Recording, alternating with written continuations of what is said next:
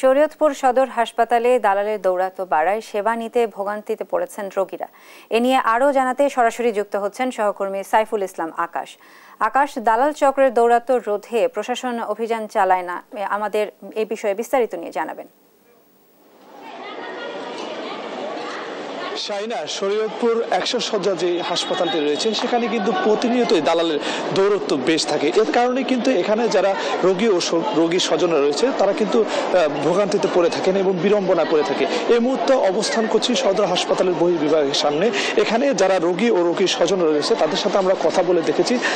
তারা আমাদেরকে যেটি জানিয়েছে যে এই শরীয়তপুর সদর হাসপাতালে যখন তারা চিকিৎসা সেবা নিতে আসেন তখন কিন্তু তাদের এই দালালের খপ্পরে পড়তে হয়। কারণ এই সদর হাসপাতালে যে পরীক্ষা নিরীক্ষার যে যন্ত্রগুলো রয়েছে সেগুলো সক্রিয় না থাকার কারণে কিন্তু তাদেরকে এই জায়গায় তারা টেস্ট করতে পারে না, এবং যে কারণে কিন্তু তাদেরকে এই দালালের মাধ্যমেই যেই বেসরকারি ব্যাঙের ছাতার মতো ক্লিনিকগুলো রয়েছে সেদিকে কিন্তু তাদের যেতে হয়। এবং এখানে যারা সহজ সরল গ্রাম থেকে যারা আসে, বিভিন্ন উপজেলা থেকে 6টি উপজেলা এবং 7টি থানা থেকে যারা এখানে চিকিৎসা সেবা নিতে আসে তারা কিন্তু এই দালালদের কারণেই কিন্তু তারা এখানে যে চিকিৎসা সেবা সরকারি হাসপাতালে সেটি কিন্তু পাচ্ছে না। অভিযোগ রয়েছে এই সিন্ডিকেটের পিছনে কিন্তু রয়েছে শরীয়তপুর সদর হাসপাতালের কতিপয় কিছু চিকিৎসক। তারাই কিন্তু তাদের এই যারা সহকারী রয়েছে তাদের মাধ্যমে কিন্তু তাদের পছন্দসই যে ক্লিনিকগুলো রয়েছে সেখানে কিন্তু তারা চিকিৎসা সেবা দেওয়ার জন্য নিয়ে যায়, এবং টেস্টের যে কমিশন সেই কমিশন দিয়েই কিন্তু দালালের যে যোগান সেটি কিন্তু চলে থাকে। এ বিষয়ে আমরা আরো বিস্তারিত জানবো। আমাদের সাথে যুক্ত রয়েছে বৈষম্য বিরোধী ছাত্র আন্দোলনের শরীয়তপুরের যিনি আহ্বায়ক রয়েছেন ইমরান নাজির। তারা কিন্তু এখানে কিছুদিন আগেই পরিদর্শন করেছিলেন। আসলে এই যে শরীয়তপুর সদর হাসপাতালে প্রতিনিয়ত দালালের দৌরত্ব, এই বিষয়টি আপনারা কিভাবে দেখছেন এবং প্রশাসনের কাছে কি জানতে চেয়েছেন, তারা কি বলেছে আপনাদেরকে? আপনারা জানেন যে গত পরশুদিন একটা ঘটনা ঘটেছে, দালালদের সাথে একজন সাংবাদিক হেনস্থার শিকার হয়েছে, এবং তারই প্রেক্ষিতে আমরা প্রশাসনের সাথে কথা বলেছিলাম এবং ডিবি এবং আমাদের পুলিশ এরা দুইটা টিম গতকালকে অভিযান পরিচালনা করছে, এবং দেখেছেন যে সেখানে তারা হয়তো কাউকে ধরতে পারে নাই, কিন্তু গতকালকে দালালের সংখ্যা এখানে ছিল না ওইরকম। তো দালালরা অ্যাকচুয়ালি এখানে অনেক বেশি।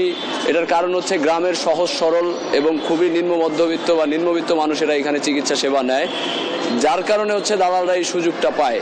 এই যে এই শহরে আপনার ব্যাঙের ছাতার মতো গড়ে উঠছে হচ্ছে ডায়াগনস্টিক সেন্টার, এরপরে হচ্ছে ক্লিনিক, পরীক্ষা কেন্দ্র।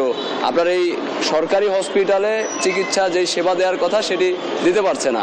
স্বাভাবিকভাবেই সারা বছর যে পরিমাণ ফিল্ম থাকার কথা সেই পরিমাণ ফিল্ম থাকছে না।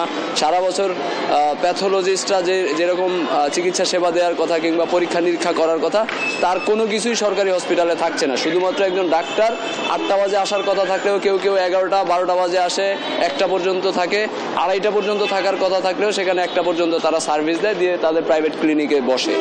এখন এই যে প্রবলেম, এই প্রবলেমের কারণেই কিন্তু দালালরা সুযোগগুলো পাচ্ছে। কারণ হসপিটালগুলোর তো বাইরে যেই ক্লিনিকগুলো আছে এইগুলোর তো একটা প্রতিযোগিতা আছে। এইখানে ডক্টরদেরও বাইরে ক্লিনিক আছে, তাহলে তাদের ওই ক্লিনিকের লোকগুলো এখানে ডক্টরদের সহযোগী হিসেবে থাকে এবং তারাই এখানে মূলত মূল দালালিগুলো করে এবং বাইরে থেকে রোগীগুলো নিয়ে যায়। ধরেন এইখানে কোনো অপারেশনেরও সুযোগ নেই, সিস্টেমও নাই, টুকটাক কিছু হয় সেটা সংখ্যারও অনেক বাইরে। ঠিক আছে, যেই চিকিৎসার অপারেশনগুলো হওয়ার কথা সেগুলা দালাল চক্র বাইরে নিয়ে যায়। যে আপনারা প্রশাসনের কাছে এই দালাল চক্রের বিরুদ্ধে কি চাচ্ছেন? আমরা মনে করি যে এইখানে হসপিটাল কর্তৃপক্ষ যারা আছে, যারা হসপিটালের দায়িত্বশীল রয়েছে, তারা এখানে সঠিক ভূমিকা পালন করতে পারছে না। তো আমরা গতকালকে একটা সংবাদ মাধ্যমে কথা বলেছিলাম এবং আমি যেটা বলেছি যে এই যে যারা প্রশাসন, হসপিটাল কর্তৃপক্ষ, তাদেরকে এখান থেকে অপসারণ করা উচিত এবং পরিবর্তন করা উচিত। আর প্রশাসনের প্রতি আমাদের আবেদন থাকবে যে হসপিটালের প্রতি যেন তাদের একটা সুনজর থাকে। জি, ধন্যবাদ আপনাকে। শুনছিলেন যিনি কিনা বৈষম্য বিরোধী ছাত্র আন্দোলনের আহ্বায়ক রয়েছেন তার কথা।